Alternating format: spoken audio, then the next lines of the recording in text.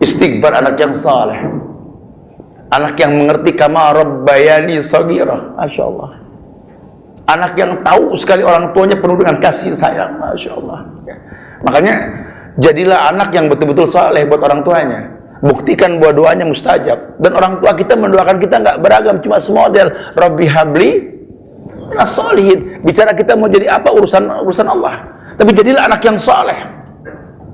Anak yang saleh, anak yang kenal Allah. Anak yang soleh, anak yang kenal Nabi Muhammad SAW. Anak yang soleh, anak yang dagingnya tumbuh dari barang yang halal.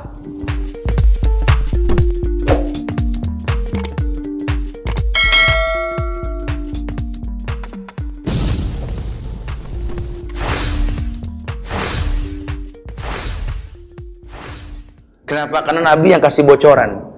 Ya, beliau dibukakan alam barzah, dipentangkan alam barzah oleh Allah. Nabi melihat orang yang sedang dicambuk di azab kubur.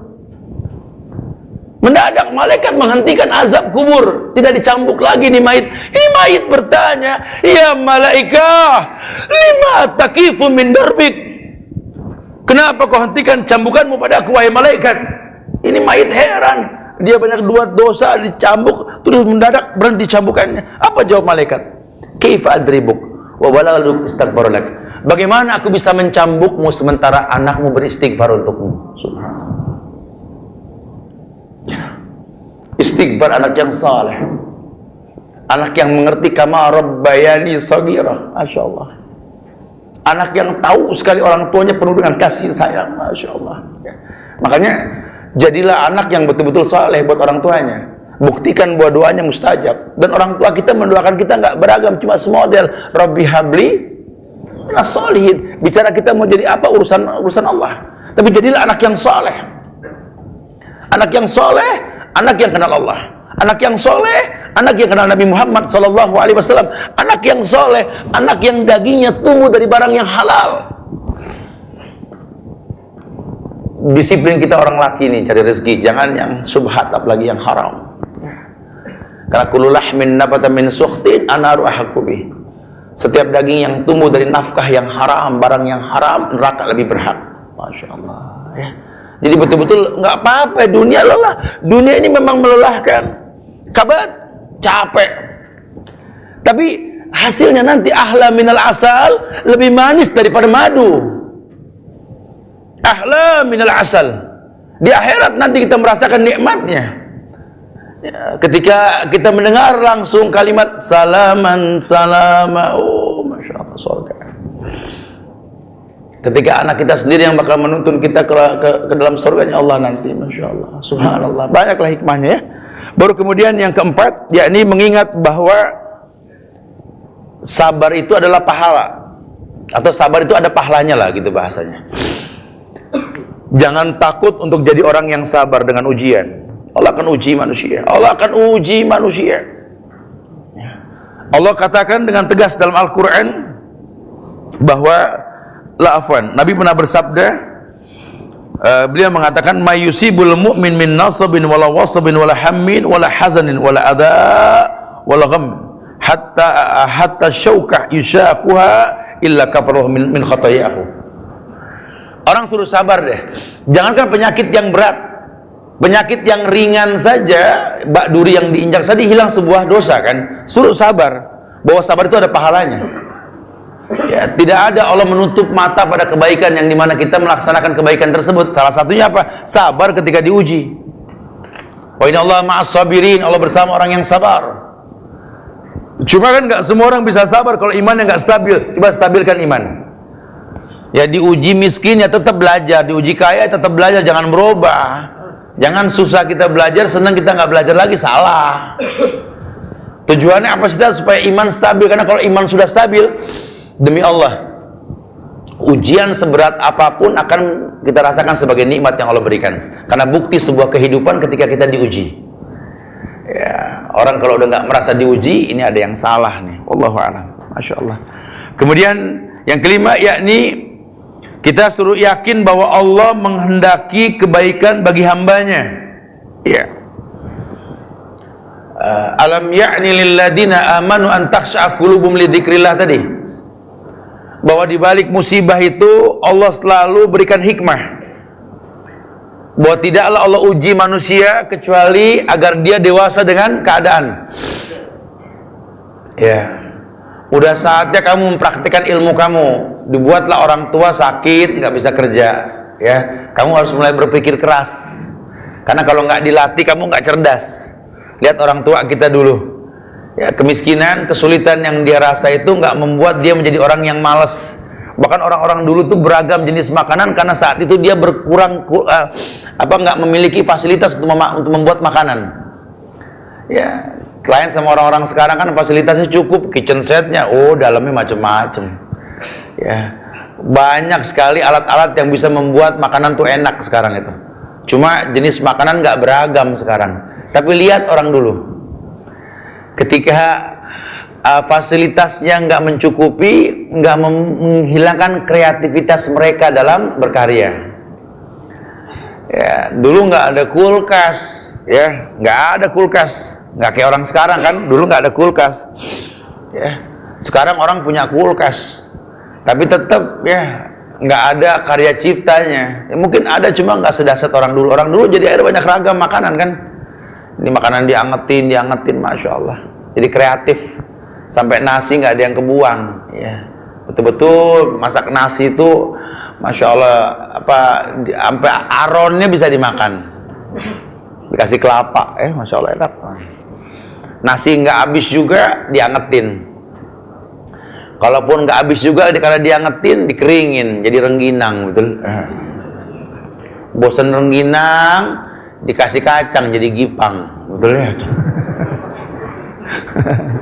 Oh, kreatif ya, nggak ketemu orang sekarang kayak begitu, masya Allah ya. Kita kayak ngeliat tukang emping, nggak ada yang kebuang dari emping, betul. Itu kulitnya ditumis buat sayur tangkil, betul. Batoknya itu jadi bahan bakar buat bikin bika Ambon, jadi empuk, masya Allah ya. Daging melinjonya dikeprek jadi emping, tinggal pesen mau double, mau triple, gede-gedean itu ukurannya. Kreatif dah pokoknya, masya Allah ya. Apa yang nggak diambil coba? Melihat padi juga begitu, masya Allah. Itu orang kalau sudah mengetam padi itu nggak ada yang kebuang, ya. Selain memang jadi ajang silaturahmi, numbuk sambil ngobrol gitu ya. Itu nanti menirnya diambil, kemudian kulitnya buat sekam, bekatulnya sekarang mahal bekatul tuh, betul ya. Daunnya itu bisa dipakai buat ya meletakkan macam-macam, bas sudah. Ya, ini fasilitas yang kurang tuh nggak membuat mereka tuh tidak kreatif. Jadi kreatif, begitulah cara Allah. Lihat ini di kampung sana, anak-anak umur 7 tahun, 6 tahun, 7 tahun sudah bisa bikin ketepel sendiri, selepetan. Kita anak 8 tahun megang pisau masih kebeler, betul ya? Karena nggak kreatif kita, nggak dipaksa untuk berpikir. Lihat, ya itulah cara Allah menguji manusia, ya. Bahwa makanya yang kelima dikatakan bahwa yakin bahwa Allah ini menghendaki kebaikan bagi hambanya. Tidak ada keburukan, insya Allah tidak ada keburukan. Allah tahu ini yang terbaik. Allah pengen hambanya ini dewasa dengan ujian. Ya, kalau nggak diginiin kita nggak cerdas. Yang keenam, yakni kita dipaksa untuk sadar bahwa kita perlu 2 benteng dalam kehidupan ini, yakni membentengi diri kita dengan ilmu dan kesabaran. Karena dunia ini ya alat bantu kita untuk ke akhirat. Mungkin bahasa ulama itu ad-dunya mazra'atul akhirah. Dunia ini tempat untuk bercocok tanam ke akhirat. Berarti kalau bahasa bercocok tanam, orang namanya nanam pasti pengen manen, pengen metik. Mayazra yahsud. Siapa yang nanam dia bakal metik. Tinggal apa yang kau tanam, apa yang kau petik. Kalau kau berilmu, kau tahu nanti hidup ini ada selesainya, ada kematian. Maka kau akan rakit hidup untuk mempersiapkan itu. Paling tidak punya anak yang soleh. Paling tidak dia tahu doanya, wa amitni musliman, wa alikni bisalihin. Nggak boleh minta mati, cuma kalau minta mati dalam keadaan Islam boleh. Ya, karena kita nggak boleh minta mati, tapi kalau minta mati dalam keadaan Islam boleh. Wa amitni musliman, karena disyariatkan. Tapi kalau tanpa dalam keadaan Islam kita nggak boleh. Nggak kuat ya Allah mati nggak boleh tuh. Nah, ya kadang-kadang orang sakit tuh kudu didatengin, diziarahin gitu ya, supaya dinasihatin, supaya dia nggak berkeluh kesah. Karena ini takdir, kamu sakit itu bukan kezoliman yang Allah lakukan, karena memang harus terjadi seperti ini. Coba nasihatin sampai dia sadar. Surat Al-Baqarah ayat 155. Surat Al-Baqarah ayat 155 hingga 157. Ini ayat masyhur ini. Ayat yang Allah firmankan, "Walanabluwannakum bisyai'in minal khaufi wal ju' wa naqsim minal amwal wal anfus wath thamarat wa basyiris sabirin alladzina idza asabathum musibah qalu inna lillahi wa inna ilaihi raji'un ulaika alaihim salawatu min rabbihim wa rahmah wa ulaika humul muhtadun." Sering dengar ayat ini ya? Ini ayat yang dalam loh maknanya loh. Allah berfirman, "Walanabluwannakum bisyai'in." Kalimatnya lam taukid, "Walanabluwannakum bisyai'in." Ada nun taukid juga, bahwa Allah itu akan memberikan ujian kepada kamu gitu loh. Bisyai'in dengan sesuatu berbentuk minal khauf, rasa takut. Itu takut tuh ujian. Makanya kita apa ya? Kadang-kadang kita bisa tegas sama orang, sama anak sendiri kita nggak bisa tegas. Kenapa? Karena kita punya rasa takut. Ya, kita punya rasa khawatir. Ini ujian ini. Emang anak fitnah, harta fitnah benar-benar. Walanabluwannakum bisyai'in minal khauf. Dan Allah akan uji kamu dengan rasa takut. Wal ju', rasa lapar. Wa naqsim minal amwal, kurangnya harta. Wal anfus, kerdilnya jiwa. Was samarat, sulitnya buah-buahan. Wa basyiris sabirin, berikan kabar buat orang yang sabar. Kalau antum hitung, antum sebut, ini ujian yang pertama minal khauf. Kita ngerasain nggak sekarang di Indonesia ada rasa takut? Takut itu tuh udah berasa ketika gubernur jadi presiden udah takut banget Zat. Takut saya Zat. Kenapa takutnya? Ya ini karena tradisi di negeri kita biasanya kalau orang sudah ngejabat itu susah untuk turun. Konsekuensinya dia menang di atas kertas. Untuk putaran berikutnya dia akan terangkat lagi. Siapa yang nggak takut yang terangkat non muslim taat? Nah, sekarang saya dengar bahwa Islam di Indonesia cuma 60% lebih sedikit. Kebayang nggak Ustaz? Sementara 60% orang Islam di Indonesia kan nggak semua tinggal di Jakarta. Taruhlah di Jakarta 40, kayaknya nggak mungkin lah, 30 kali ya. Oke lah 30 biar senang deh, 30 ya. 30% lah yang di Jakarta, dan itu pun kayaknya nggak mungkin lah. 30%. Dengan 30% itu juga semua nggak nggak orang dewasa. Karena kalau disurvei menurut data statistiknya di Indonesia ini, di Jakarta khususnya, itu jumlah orang tua lebih sedikit ketimbang jumlah anak, betul? Berarti dari 30% itu mungkin nggak semuanya layak memilih. Bayang nggak tuh? Insya Allah. Taruhlah yang memilih itu sekitar 20% lah, tapi kan lebih sedikit ya yang lebih tua. Taruh 20%, 10% lah, 15% atau ya oke lah 20%. 20% itu kan ada yang golput, ada yang asli, coba kebayang nggak? Terus sementara kita orang Islam ini nggak deket sama orang-orang kafir, dimana terbukti kok kalau orang kafir berkoalisi mereka buat musuhin kita. Ini mungkin pemimpin kita Kristen, ini Hindu, Buddha dukung, kita Islam alone, ya terpecah-pecah lagi. Kebayang nggak tuh? Belum lagi ada fatwa 1-2 ustadz yang mengharamkan kita memilih, betul? Ya, tanpa bahasan jelas. Padahal telah dijelaskan ini kalau yang namanya memilih dan dipilih di Indonesia ini masalah usul. Caranya furu.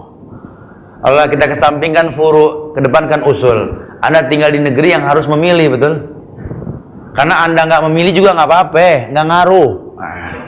Anda milih pun ya silakan saja kalau berilmu. Ini bukan masalah itunya. Anda memilih atau nggak memilih akan terpilih orang, betul? Siapapun yang terpilih, Anda harus taat. Tanya sama yang larang, tanya. Terus kalau orang kafir lagi yang terangkat, kita harus apa? Tanya sama yang berfatwa. Makanya nggak bisa ustadz berfatwa, ulama berfatwa, bukan ustadz. Takutnya mudarat. Ini yang terangkat nih orang kafir karena kita nggak milih. Ya qadarullah, qadarullah. Lalu kita harus apa? Gimana gitu? Ini kan muskilah, betul. Sekarang jadi masalah ini nggak milih pun nggak apa-apa, tahu hukumnya kok. Lawang memang nggak apa-apa kok. Islam nggak menyalahkan. Cuma kan kita harus berilmu dalam masalah ini. Ya, lihat prospek ke depannya, tahu agenda tiap orang, cari tahu. Siapapun dia, yang penting orang Islam dulu deh. Kemudian nanti kalau terangkat itu orang Islam, biasakan setelah terangkat doakan. Ini kebiasaan buruk kita ini, udah lama kita nggak mendoakan pemimpin kita, betul? Ya nyaris kita nggak doain pemimpin sudah lama sekali lah. Presiden, gubernur, camat, wali kota, lurah, RW, RT, betul? Ada yang pernah doain lurah belum? Musingin mulu kan masalah surat, betul ya?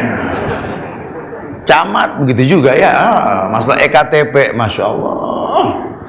Kita udah izin sama kantor, sampai sono udah nggak ada kuota, hanya buat foto. Aduh, masya Allah ya, dipersulit. Lawang tinggal nyetak 6 bulan nggak beres-beres. Aduh, ini negeri masya Allah ya. Subhanallah. Lah kan yang butuhkan mereka ke kita buat data. Kok kita lagi datang malah nggak diopenin? Coba. Ini kan ujian buat kita. Masya Allah. Udah. Siapapun nanti yang penting dia Islam. Mudah-mudahan ada selah nanti mendakwahkan dia. Karena yang namanya orang Islam, hukum asalnya, walaupun dia berdosa selama dia nggak berbuat kafir, ya mungkin dia nggak terlalu jujur atau apalah ya, tapi tetap sorga dia punya hak insya Allah, asal dia nggak berbuat kufur. Nah kalau orang kafir walaupun bagus jujur menurut manusia, tetap tempatnya bukan di sorga. Karena kita lagi masuk suasana di mana orang Islam ini nggak yakin sama orang Islam. Ya tapi sekarang kita orang Islam mana yang jujur tat? Masya Allah nggak gaul nih. Bertemannya di pasar yang begini gitu ya. Makanya ngaji, jadi tahu orang baik itu mana aja gitu ya. Masya Allah. Anda nggak tahu kan banyak orang-orang hebat yang jadi pejabat itu sering datang ke kajian sekarang. Cuma saru. Kita nggak kasih bocoran aja, wartawan penuh dong urusannya ya. Ini banyak banget yang masuk ke kita, banyak banget gitu ya. Saya berasa banget tuh kalau kajian di tempat keluarga Pak Lukman Hakim di Jalan Gaharu Blok A itu ya. Itu Masya Allah pejabat semua yang datang nih pada belajar bukan tidak. Ya, dia juga manusia yang pada akhirnya butuh paham agama. Nggak apa-apa terlambat, yang penting dia mau belajar gitu kan. Masya Allah. Doakan, jangan dihujat, jangan jadi orang yang kegalakan. Ya tadi saya sampaikan, kadang-kadang kita saking galaknya kalau udah berdebat sama orang kafir nggak boleh taubat. Maksudnya dia orang kafir sempitin aja jalannya. Ya jangan begitu, kali dia mau tobat, kok dia mau tobat gimana? Bilang udah penuh Islam Masya Allah gitu. Galak betul. Apa dia mau berubah? Doain, mudah-mudahan dia bisa berubah, betul. Makanya doa buat orang kafir semua diberikan hidayah kan. Kita suka frontal, suka bikin orang kabur, itu salahnya kita itu. Kita benci sama Syiah wajib, benci Syiah itu wajib. Laknatullah ala Syiah. Allah melaknat Syiah. Tapi kalau dia mau taubat boleh gak? Ada yang bilang jangan, bahaya. Subhanallah, Allah nggak perintahkan Abdullah bin Ubay bin Salul untuk dibunuh ketika dia hidup, betul? Orang munafik pun punya kesempatan buat bertobat. Masya Allah. Lihat lemutnya dakwah Rasulullah Shallallahu Alaihi Wasallam. Makanya banyak ini sekarang udah mulai terbuka nih ya, orang-orang yang di luar dugaan. Teman-teman di kepolisian tuh geleng pala. Ini ketua preman ini, geng motor ini nggak bisa tobat, keluar masuk penjara nggak merubah dia, Ustaz. Kajian tauhid bikin dia melo. Masya Allah. Dahsyatnya agama. ya saksikanlah film berikutnya ya. Oh Masya Allah ya, betul-betul dahsyat ya. Islam ini betul-betul Masya Allah, Masya Allah. Nggak ada yang nggak mungkin kalau memang caranya betul ya. Kemudian Allah uji dengan Wabasyiris sabirin, berikan kabar gembira buat orang yang sabar. Ujian-ujian ini nggak membuat kepo orang yang sabar gitu loh, nggak membuat panik lah. Kalau orang sekarang bilang kepo, panik gitu ya. Ya, dia takut, dia manusia lah. Dia lapar, dia manusia. Kalau nggak lapar robot ini ya. Wa naqsi minal amwal, dia kurang harta, ya manusia. Wal anfus, kerdil jiwa, dia manusia. Wasamarat, punya pohon buah cuma mahal buah, manusiawi juga. Kita lagi diuji di Indonesia nih kan, buah apa yang nggak ada di Indonesia? Cuma kudu beli semua. Pohon buah apa yang ada di Arab? Cuma gampang banget dapetnya, betul? Kita kalah berkah. Saya makanya suka pakai bahasa yang gampang ke teman-teman ini yang kebingungan sendiri. Ya Allah Ustaz, antum ada link gak sih keluar? Anak pengen keluar negeri, pengen kerja. Ya Allah, di negeri sendiri kerja apa Tat? Ya Allah, kerja apa? Kasih makan burung dara, tuh burung terbang, ada sisa satu jagung, lempar ke tanah, itu 3,5 bulan Allah balikin ratusan biji, betul? Bingung kerja apa? Nanam jagung satu aja balik 100 biji, kok bingung? Ini aneh manusia ini. Jadi peternak ikan apa Tat? Beli mujair 2 minggu dari mulutnya keluar 100 tuh anak, betul? Kelewatan. Ternaknya cupang, masya Allah, ngadu berdosa. Mau makan sate cupang gitu kan. Ya coba berilmu. Ini kita nih nggak terbuka, kita nggak deket sama orang-orang yang soleh, yang hidup itu nggak menakutkan. Ya kita dekat sama orang-orang yang nggak jelas, ya hidup menakutkan, panik yang ada. Ya kelihatan paniknya, dari ibunya kelihatan panik. Orang kaya kulkasnya gede, dalamnya penuh, tiap pagi buka telok pinggang. Masak apa ya? Masak apa? Ya Allah ya Karim, subhanallah. Itu innalillah. Enggak sedih ngeliat cabai pada mengkeret, nggak disenggol-senggol. Itu ada bawang berakar tanpa tanah, coba lihat daunnya keluar. Telur mau diceplok malah bola bekel yang jatuh kubluk saking. Ikan selar salah bantal, masya Allah, kedinginan. Masak apa? Subhanallah. Ya kita tuh kufur nikmat, betul ya. Masya Allah, harusnya nggak begitu. Ini ada yang salah ini. Baju banyak, buka semua tuh pintu telak pinggang. Pakai yang mana? Astagfirullahaladzim. Ini warnanya ini ngalahin warna komputer, betul?